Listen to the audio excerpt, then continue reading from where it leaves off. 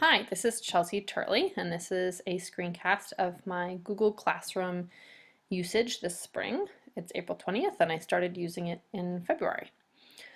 This year I have 4 different courses or classes that I teach, and so I'm going to walk through what I've been doing on Google Classroom and how it's a little bit different in my different courses. I'm going to start here with my forensic science class.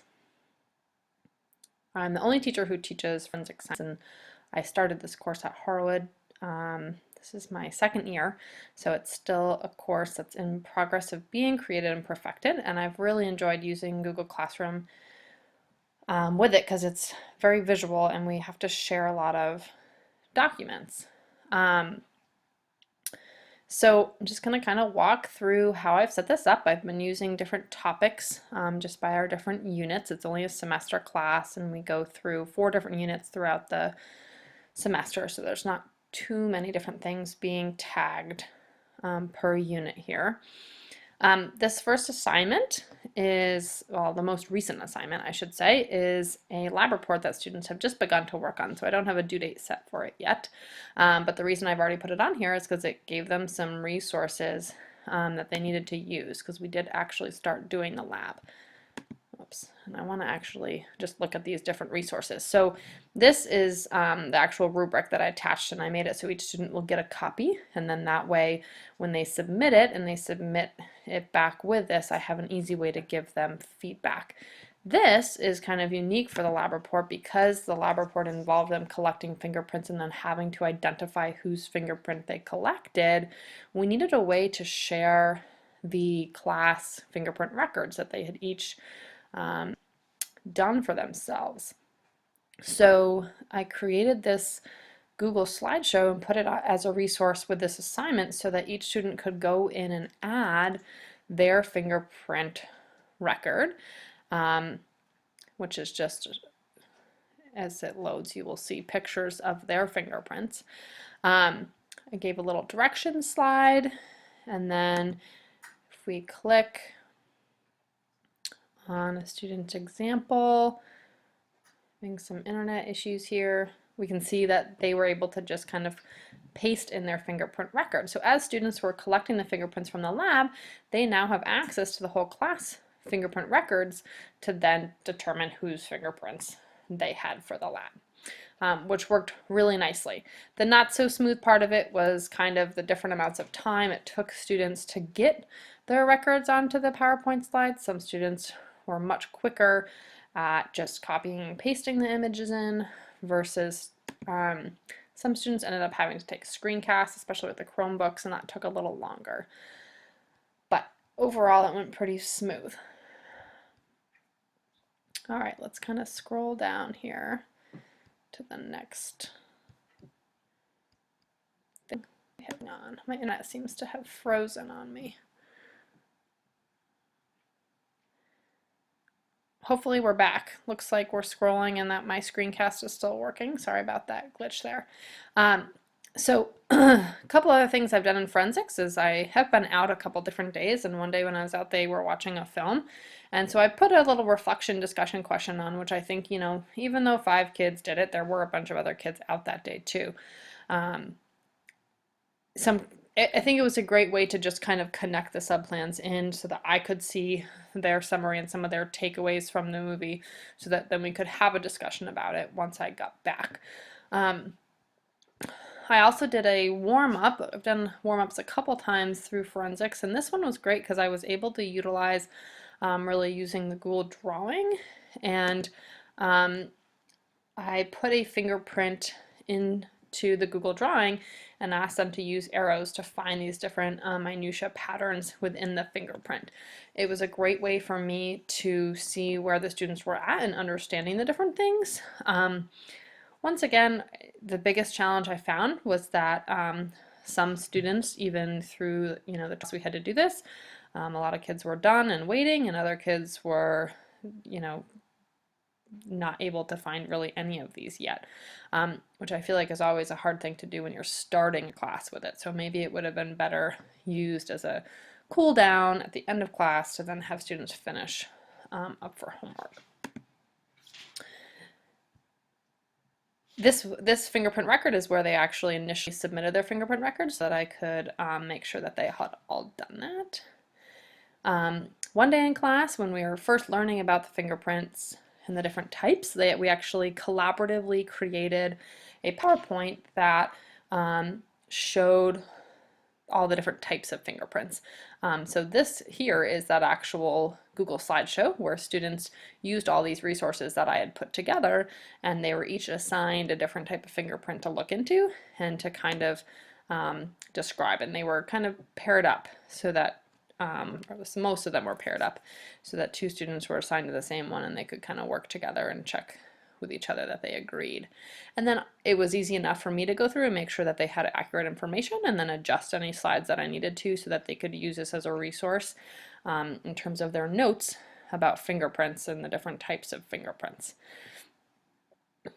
This doesn't seem to be loading, but I don't think I really need to show it to you. It was a good activity though. I would definitely do that again in terms of direct instruction. All right. Although I have more resources under forensic science, a couple more discussion questions I've asked as warm-ups, I'm going to move on to some of my other courses.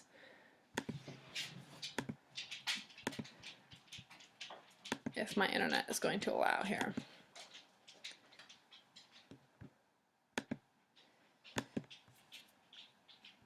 Here we go. All right.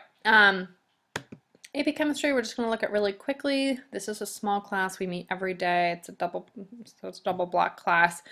We move very quickly, and I've found the biggest helpful thing for using Google Classroom is just that we're constantly doing practice, and I need to be providing students with keys. So it's been a really easy way for me to easily just post the keys to the different workshops, which are practice problems that we do. Another great thing that I love about Google Classroom is sending out notices and announcements to specific students. I was able to just send out to the students who still owed money about the AP exam that they needed to do that.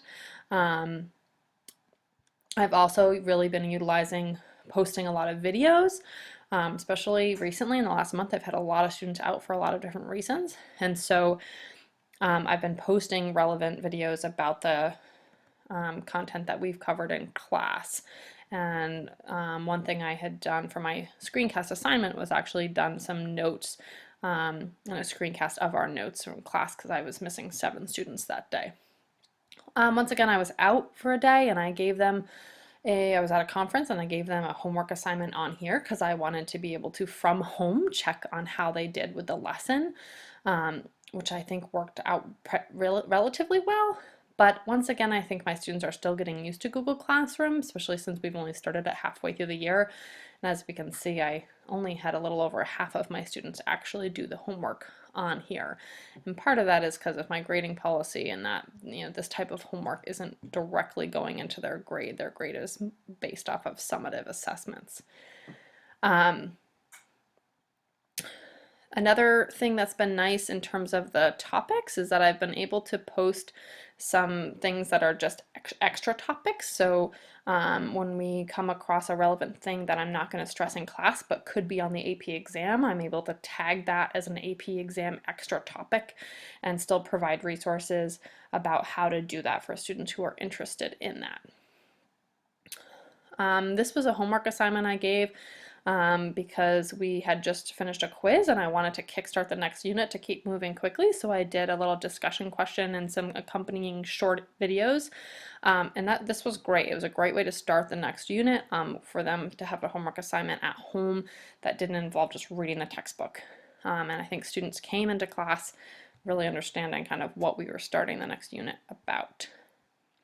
I'm still using this to submit assignments. I think one challenge I'm having is how to deal with the revisions. Anytime my grading policy involves submitting an assignment, they always have the ability to revise. And so I made a separate assignment for them to be able to submit their revisions through, which some students had trouble with and just wanted to resubmit on the original one. So I'm still working out the details on that. What I like about making a separate one is that it has a new due date and But the challenge is that then they have to remember to put the original documents, including the rubric, back in, which is cumbersome, and not every student remembered to do that, which made my life of then grading it more challenging. And let's move on to chemistry to see some of the differences that I've been using in there. I have two different sections of chemistry, so I have two different Google Classrooms, which I like in terms of grading because it has the separate students in them, but I find it a little bulky in terms of having to post everything for each student or for each class twice, or making sure to click on it to post it in both places. The main difference about chemistry compared to my other classes is that within this course I have both an honors option and a regular option. So the great thing here is that I have a topic honors assignment, and this is where they have their assignments, and I can send out a message to just the honor students as well. Here this was a message that I had booked them to an extended learning opportunity block in order to introduce the honors topic, and then here was their honors assignment, and I was able to post the handouts that I gave and then also post the relevant YouTube videos that they would need to submit the assignment. So that's worked out really great. I think once again I'm struggling with similar things in terms of how to deal with my assignments, the revisions versus the original assignment, and how to best put those through Google Classroom. That's something I want to work out, but what has been working out great is putting resources on here. So putting, especially when students are out, saying what we did in class and putting relevant resources. Here's a picture of the molecular geometries that we went over before break because there were a lot of kids out. I'm also putting in notices of due dates when this is a quiz that has to be retaken. One thing that I don't love is that then it kind of always shows up as kids not having done them, because this is something that they would do, with a paper and pencil in school and not through Google Classroom. But I do like that it adds it to their calendar and that I can explain, what's their ticket that they need to have done in order to be able to retake the quiz and what's kind of the due date for that.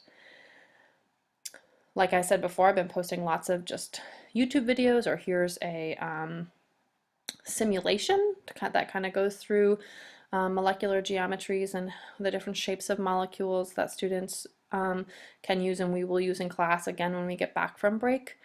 And I'm finding it super helpful, especially in this course where I have my most students, and so therefore the most students who miss class as well, to be able to direct them to Google Classroom, saying there's resources on Google Classroom that explain what we did in class and what you missed.